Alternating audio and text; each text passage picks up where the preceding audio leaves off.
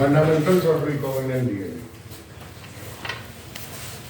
और यहाँ पे जो है कहने का मतलब कि अगर आप कोई भी शोध करते हैं जिसमें आपको जीन लेवल का स्टडी करना है या जीन मैनिपुलेशन करना है या जीन के नेचर को आइडेंटिफाई करना है, तो उसमें सबसे पहले आपको बनाना पड़ेगा रिकॉम्बिनेंट डीएनए। अगर एक्सप्रेशन नेचर को आपको आइडेंटिफाई करना है, क्या आइडेंटिफाई करना है? To identify the expression of any particular gene. First one.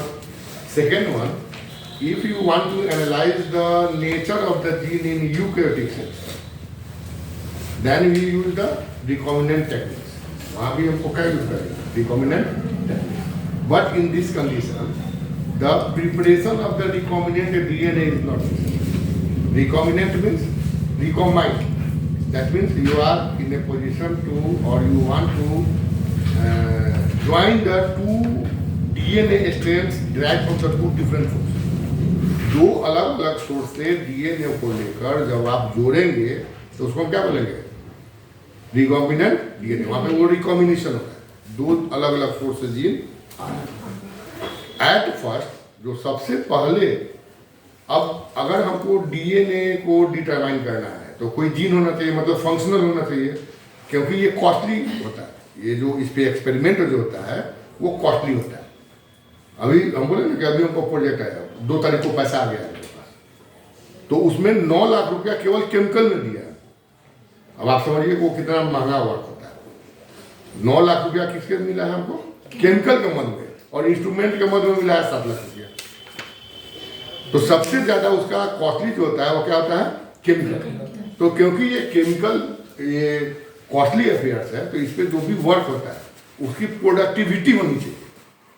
क्या होना चाहिए? प्रोडक्टिविटी। मतलब उससे आपको कुछ पता चलना चाहिए, या तो इंडस्ट्रियल यूज होना चाहिए या उसका मॉलिक्यूलर आइडेंटिफिकेशन का यूज होना चाहिए, अदरवाइज उसका कोई मतलब नहीं। या अगर आप यूकैरियोटिक सेल्स पे स्टडी करते हैं, खास करके ह्यूमन बॉडी पे, यूकैरियोटिक में तो आप लोग जूलॉजी के प्लांट में जाइएगा नहीं, आप कहाँ पे आइएगा? एनिमल में जाइएगा। तो एनिमल में जब आप यूकैरियोटिक सेल्स मतलब ह्यूमन जीनोम को स्टडी करना चाहिए, तो वहां पे क्या होगा कि आप उसके जीन के नेचर को देखिए, और मेजॉरिटी ऑफ जो जीन्स होते हैं अगर वो मेटाबॉलिक एसोसिएटेड, मेटाबॉलिज्म से एसोसिएटेड कोई डिजीज है, कहने का मतलब कि अगर वो बैक्टीरियल नहीं है या वो पैथोजिन से कोई इन्फेक्टिव डिजीज नहीं है, तो उसका जो भी आधार होगा वो कहाँ पे होगा? कहीं ना कहीं वो जीन पे इफेक्ट करेगा। तो वहां पे तब आप स्टडी क्या करते हैं? जीन को, इसका कौन सा जीन हम ये आइडेंटिफाई करें, कौन सा जीन है जो इस पर्टिकुलर मेटाबॉलिक डिफिशियंसी के लिए या डिसऑर्डर के लिए रिस्पॉन्सिबल है। ठीक है? और तब आप क्या करेंगे कि you want to develop the gene therapy technique. क्या डेवलप करेंगे? Gene therapy technique. तो जैसे आप जीन थेरेपी करेंगे तो वो बीमारी उसका ठीक हो जाएगा। ठीक है?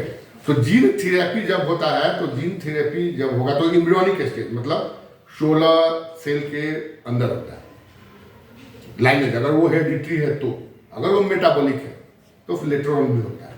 तो ये सारे कॉस्टली है। तो अभी हम लोग को फंडामेंटल्स देखना है। तो सबसे पहले अगर हम कोई रिकॉम्बिनेंट डीएनए को डेवलप करना चाहते हैं तो हमको क्या चाहिए?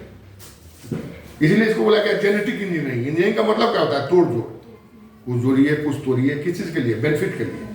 तो इसको क्या बोला गया? Genetic engineering. It is the part of the genetic engineering. ये जेनेटिक इंजीनियरिंग का पार्ट है। अब मान लीजिए कि हमको कोई जीन को बनाना है या कोई काम करना है, तो हमको क्या चाहिए? रिकॉम्बिनेंट अगर बनाना है तो हमको क्या चाहिए? हमको सबसे पहले चाहिए क्या चाहिए? Gene, desired gene. फर्स्ट मेरी रिक्वायरमेंट क्या है? Desired gene. First work is to collect the desired gene. तो डिजायर्ड जीन जो होगा वो कैसे प्राप्त होगा?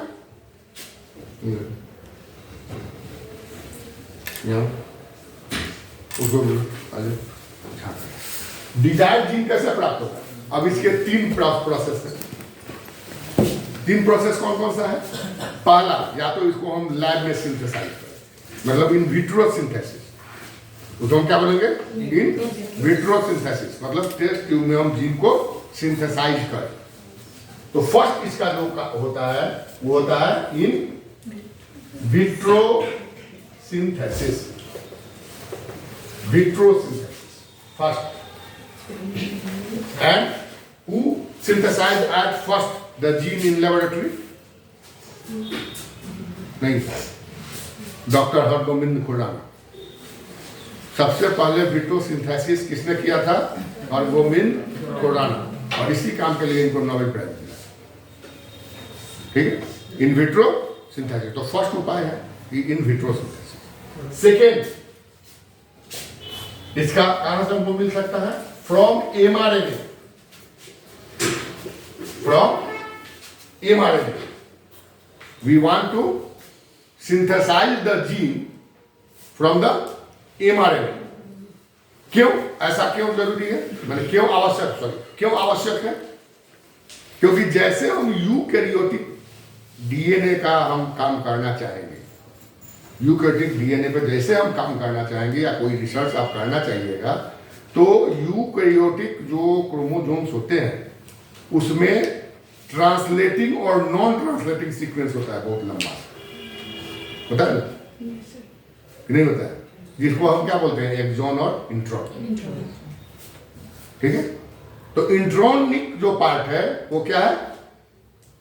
Non translative. ये क्या है? Non translative. कहीं कहीं डुप्लीकेटिव जीन्स होते हैं, मतलब more forms of same gene, both are the characteristics of the eukaryotic gene. ये किसका है? यूकैरियोटिक क्रोमोसोम का ये नेचर है, प्रोकैरियोट में ये नहीं मिलता है। ये किसका नेचर है?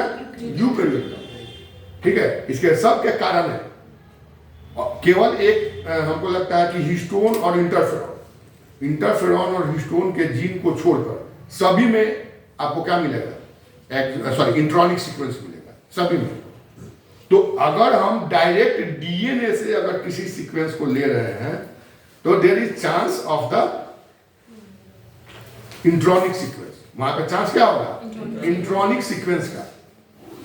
अगर हम एमआरएनए को ले रहे हैं तो एमआरएनए में कोई इंट्रॉनिक सीक्वेंस नहीं होता है, वो जो भी होता है वो एक्सॉनिक सीक्वेंस होता है। क्योंकि अगर उसमें कोई इंट्रॉनिक सीक्वेंस होगा तो during the maturation of the mRNA from the HN mRNA, वाले को क्या बोला जाता है? HN mRNA.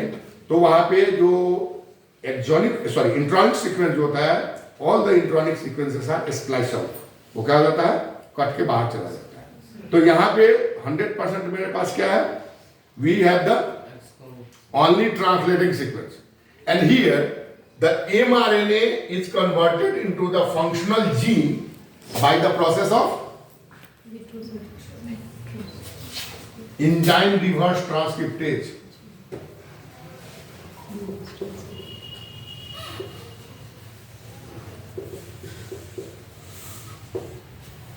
Enzyme reverse transcriptase.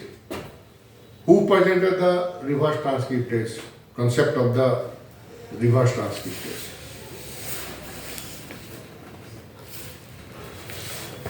Baltimore and Temin, और इसीलिए इसको बोलता है टेमिनिज्म, और इसीलिए इसको बोलता है modern central dogma. Central dogma represented the flow of the message present in the DNA through mRNA.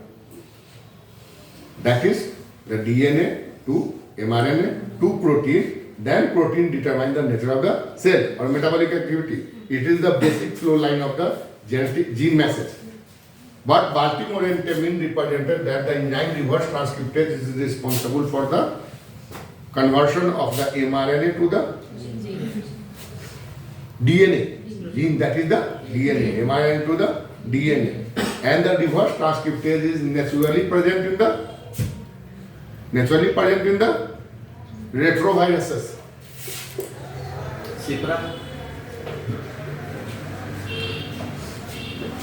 Retroviruses. It is present in the retroviruses, and now we can collect the enzyme reverse transcriptase. And it is available commercially. ये commercially available है. Just I am telling you, हम तुरंत बोल रहे हैं कि it is the costly process. ये बहुत costly process होता है इस पे काम करना. वो उतना easy नहीं होता है. Costly बहुत है. Then the gene, second, and third, that is the we collect the identified gene if we determine the marker. अगर डीएनए में हमको मार्कर पता है तो उस मार्कर को हम कट करके इसको हम प्राप्त कर सकते हैं. We collect the identified gene. Identified gene from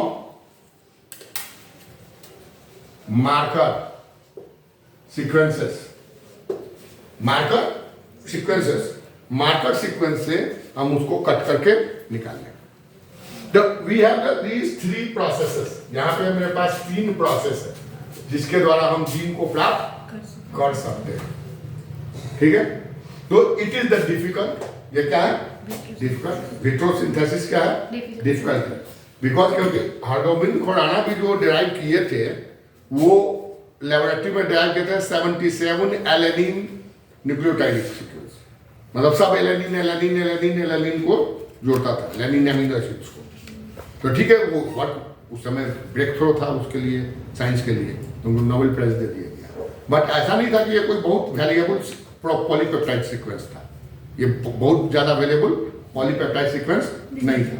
और जैसे आप मॉलिकुलर जेनेटिक्स में आते हैं, मॉलिकुलर जेनेटिक्स या इस पार्ट में रिसर्च करने जेनेटिक्स की तरफ आते हैं, तो अभी जो रिसेंट अभी टाइम जो चल रहा है रिसर्च का, वो इसी का जमाना है. पूरा जमाना इसी का है और किसी का भी जमाना नहीं है. शोध में इसी का जमाना है. अब यहाँ पे ये जो कंपोनेंट आ रहा है डीएनए, ये तो रिवर्स ट्रांसक्रिप्टेज बतलाया गया. अब रिवर्स ट्रांसक्रिप्टेज जो होगा, डीएनए का जो सीक्वेंस होता है वो कैसे इंक्रीज करता है, किस डायरेक्शन में? डीएनए का सीक्वेंस किस डायरेक्शन में इंक्रीज करता है? 5 to 3 या 3 to 5? 5 to 3. गड़बड़ लग रहा है. 3 पे बाइंड होता है सर. 3 पे बाइंड होता है. चलो देखते हैं कैसे होता है. देख लेते हैं थोड़ा. यहाँ पे 5 है, यहाँ पे फॉस्फेट बॉन्ड है, यहाँ पे H है, यहाँ पे OH है, यहाँ पे H है और OH का आएगा. यहाँ पे H है, यहाँ पे OH है, यहाँ से नाइट्रोजनस बेस है. ठीक है. ये क्या हो गया?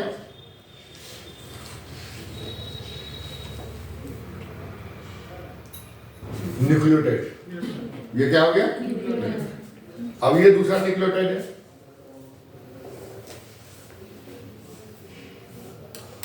यही सब बेसिक है जहां पे आप लोग पहुंच जाते हैं.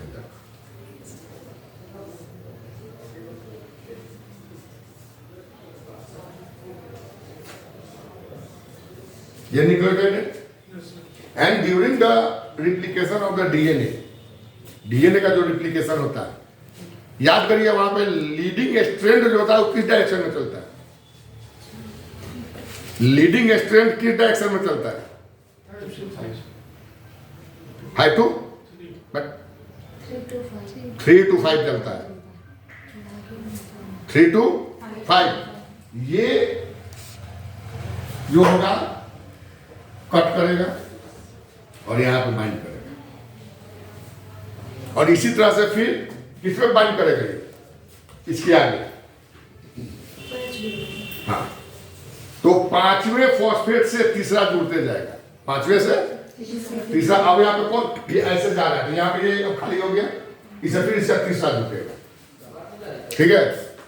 तो बॉन्ड जो बन रहा है वो बन रहा है 5 से 3 में. बॉन्ड जो बन रहा है फॉस्फोडाइस्टर बॉन्ड जो बन रहा है, फॉस्फोडाइस्टर बॉन्ड जो बन रहा है वो बन रहा है 5 से 3 में. ये 5 से 3 में क्या बन रहा है? ये फॉस्फोडाइस्टर बॉन्ड, क्योंकि 5वां पहले बन चुका है. ये 5वां पहले बन चुका है और ये 5 से किधर बन रहा है? 3 में. और स्ट्रेंथ किधर जा रहा है? आपको समझ में आया? कि नहीं आया? नहीं आया। आप तो मोबाइल देख रहे थे, कैसे समझ में आएगा? आप ही को समझा रहे हैं, नहीं तो आप बोलते भी नहीं हो। बॉन्ड जो बन रहा है वो बन रहा है 5 से 3 में। बॉन्ड का निर्माण हो रहा है 5 से 3, ऐसे निर्माण होगा, फिर 5 से 3, फिर 5 से 3। और स्ट्रेंथ कैसे जा रहा है? 3 से। तो पॉलीमराइजेशन अगर पूछा जाएगा कि वेयर पॉलीमराइजेशन, तो पोलराइजेशन किधर हो रहा है? 5 से 3 में। पॉलीमराइजेशन जो हो रहा है वो 5 से 3 में हो रहा है। स्ट्रेंथ कैसे जा रहा है? इसका उल्टा जाएगा, 3 से 5 में। स्ट्रेंथ जा रहा है 3 से 5 में, पॉलीमराइजेशन हो रहा है 5 से 3 में।